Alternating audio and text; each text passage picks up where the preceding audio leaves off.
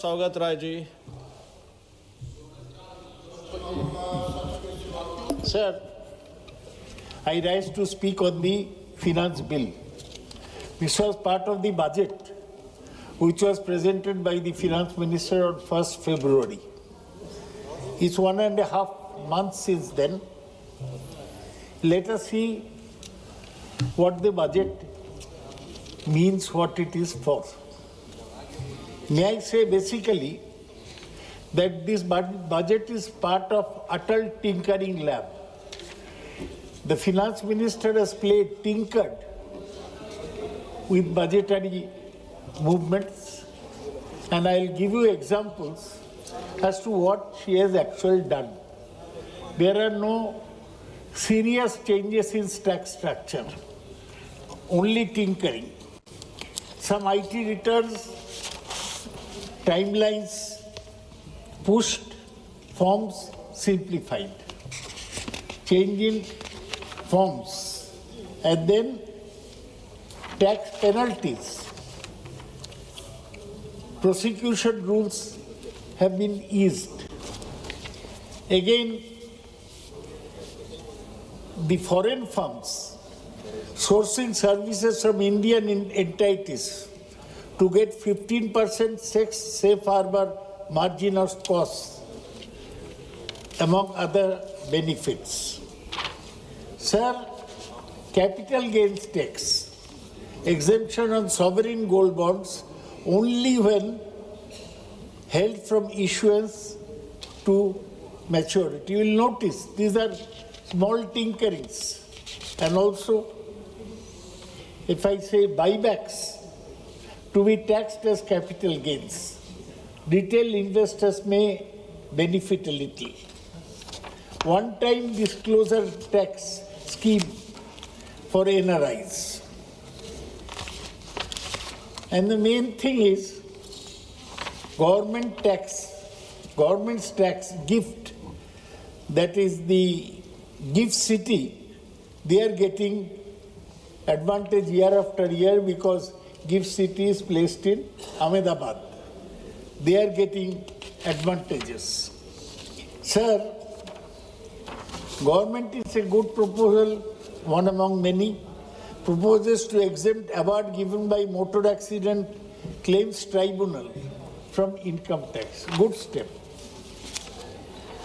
Sir, there is a strange thing. The Prime Minister wants destination marriages to be held within India.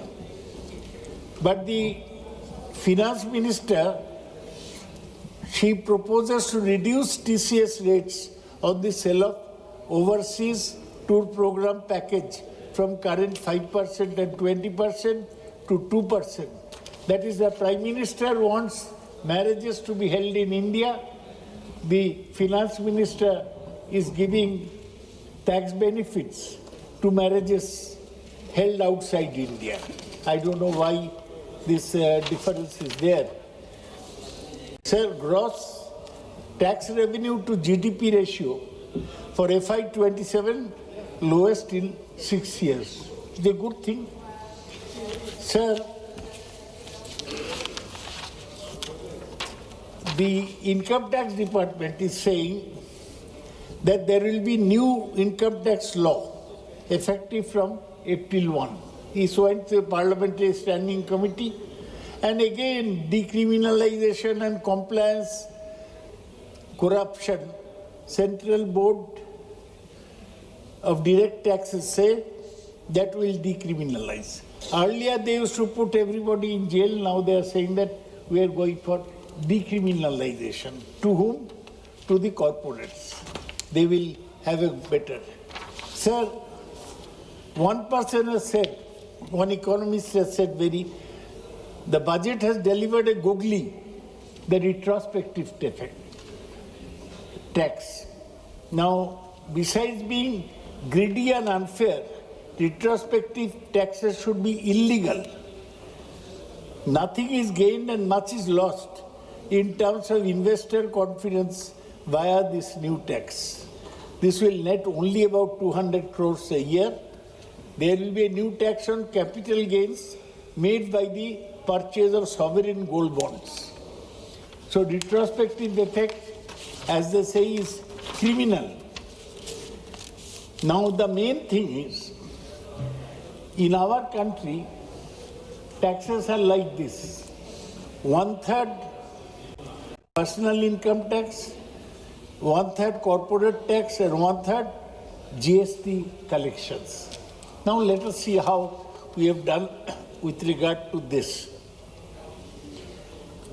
The inequality in the country is emphasized and raises question about financial health of India's corporate sector.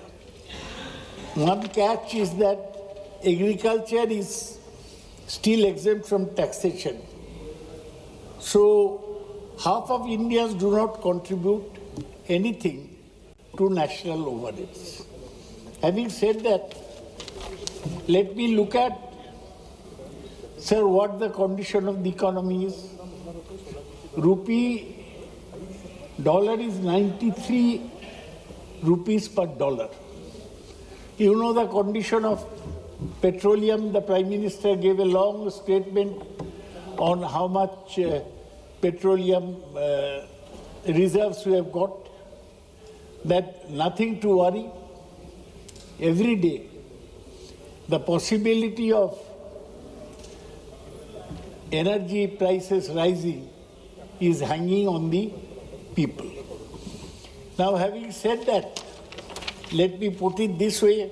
What are the main criticisms of this tax? The bill focuses mainly on incremental or micro reforms rather than bold transformative changes. It is a continuity-based approach without significant policy innovation. Tinkering, as I said. Unlike previous years, there is no major tax relief or incentives for the middle class. No relief. This has led to concerns about reduced disposable income and consumption demand. Emphasis on fiscal consolidation may restrict government spending on welfare and social sectors. It is happening. On education, on health, expenditure is going down. Critics argue that balancing deficit reduction with a growth remains challenging. The states have raised concern about limited tax devolution and increased reliance on cesses and surcharges, which are not shared. The main thing, government imposes cesses and surcharges, which are not a part of the divisible pool. This strains cooperative federalism and state finances. Sir, there is uncertainty in tax administration. Provisions related to reassessment and updated returns lack clear timelines, leading to discretionary power for tax officers. This can create uncertainty. Critics note that bill does not adequately address external risks, unemployment, and sectoral distress. That's why there is opposition to this tax. One major objection is the absence of significant tax relief for the middle class. Another is bill's overemphasis on fiscal consolidation, growing use of cesses and surcharge, limited structural reforms, and tax administration provisions are very lax. So this bill, which operationalizes the fiscal proposals, has spread over widespread criticism for opposition parties, etc. You know, the share market fell drastically on 1st February when the finance minister presented her 9th budget. The bill emphasizes fiscal discipline. One of the foremost objections is that it fails to adequately address the pressing economic challenges facing the country. Issues such as unemployment, rural distress, sluggish consumption demand, have not been sufficiently tackled. The focus on macroeconomic stability and long-term capital expenditure is seen as coming at the cost of immediate relief measures. Many economists believe that without boosting consumption, especially in rural and lower income segments, economic growth may remain uneven and fragile. Another significant criticism relates to the perceived lack of relief for the middle class. Despite expectations of tax concession, bill provides limited direct relief to salaried individuals. Instead, certain measures such as increased security transaction tax on derivatives are viewed as participation in capital markets and reduced disposable income, thereby impacting consumption. There is a higher compliance burden on taxpayers. Provisions relating to reassessment, updated returns, and disclosure requirements have raised apprehensions about increased scrutiny and administrative complexity. Industry bodies have pointed out the absence of clear timelines and safeguards. This may grant excessive discretionary power to tax authorities, potentially leading to harassment and litigation. Such concerns are particularly relevant for small and medium enterprises which may lack the resources to deal with complex compliance requirements. Federal concerns form another area of objection. State governments have expressed dissatisfaction over continued reliance on cesses and surcharge, which are not shared under divisible pool of taxes. State share in central taxes remains unchanged. The growing proportion of non-shareable revenues effectively reduces their fiscal pace.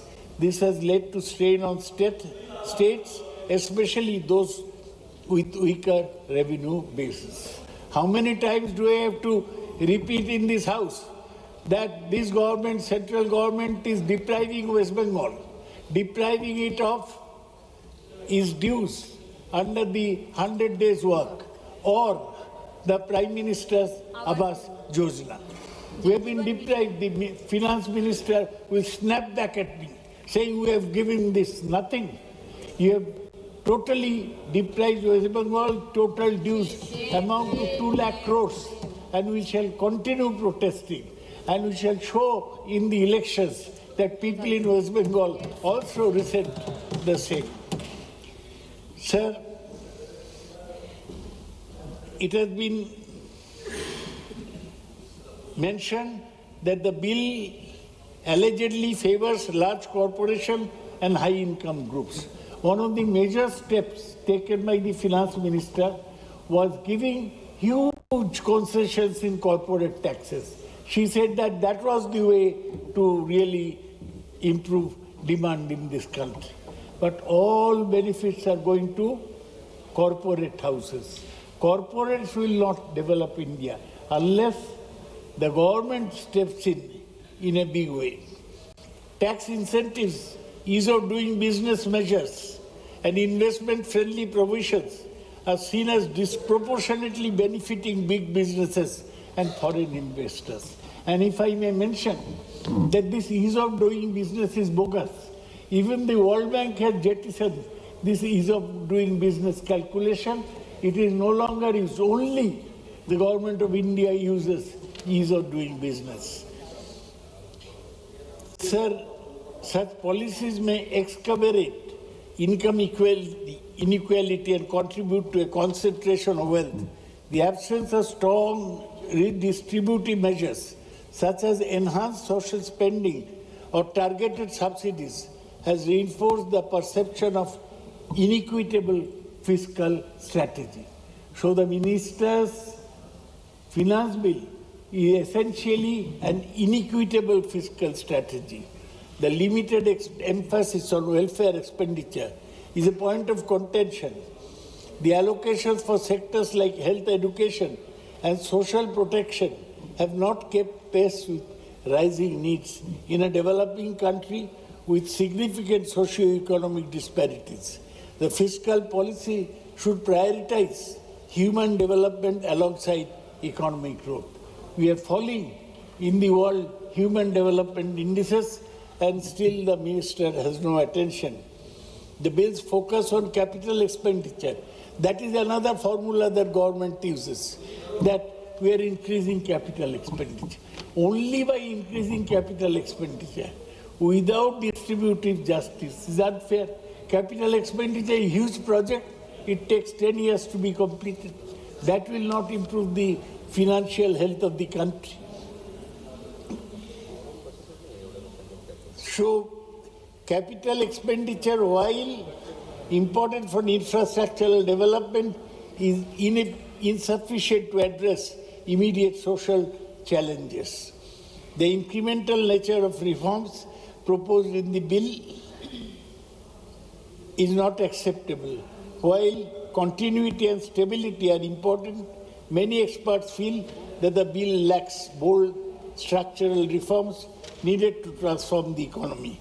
Areas such as labour market reforms, agricultural modernization, and judicial efficiency require more decisive action.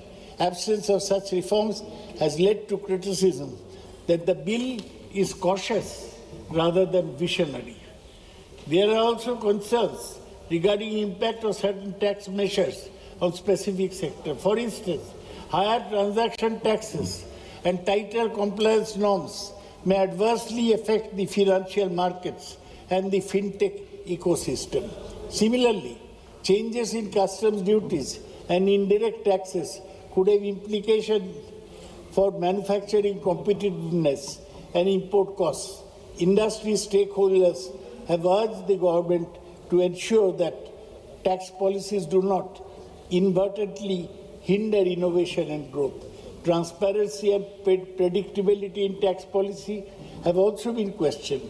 Frequent changes in tax provision and introduction of new compliance requirements can create uncertainty for business provision, and introduction of new compliance requirements can create uncertainty for business investors. A stable and predictable tax regime is essential for long-term planning and investment decisions. Therefore, this finance bill does not fully meet this expectation. The bill has limited focus on employment generation. While infrastructure investment can create jobs in the long run, very long run, there is a need for targeted measures to address immediate employment concerns, particularly among youth. Absence of specific incentives for labor-intensive sectors has been viewed as a missed opportunity. Look at West Bengal. The state government is giving 1,500 rupees to all the youth as unemployed allowance. You do not announce even one concession for unemployed people. I will request you to study the Lokhir Bhandar in West Bengal, where all women are getting 1,500 rupees. You give nothing, being a woman yourself. In conclusion, kindly address the objections to the finance bill, Sir, I'll end. In conclusion, the objections to the finance bill revolve around concerns of inclusiveness, equity and effectiveness. The bill aims to maintain fiscal prudence and promote investment. It falls short in addressing the needs of the middle class, supporting vulnerable populations and ensuring balanced regional development. The challenge lies in striking a balance between growth, stability and social justice, ensuring that economic progress is both sustainable and inclusive. Sir, since this is a finance bill, government has to raise money anyway. We have not given amendments. But I say that the finance minister has failed us, disappointed us in being blind to the real problems facing the country. Thank you. With that, I end my speech.